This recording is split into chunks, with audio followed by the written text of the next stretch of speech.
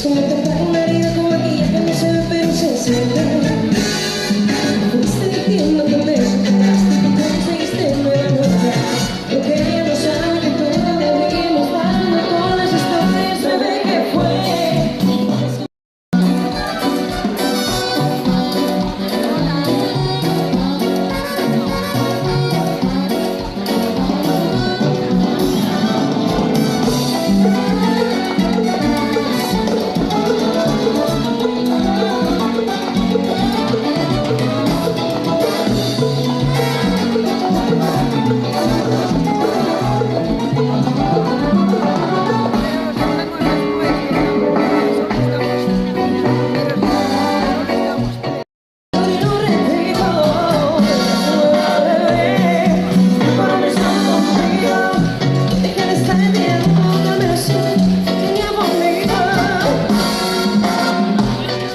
Pero yo estoy puesta para lo mío. Lo que vivimos se me olvidó.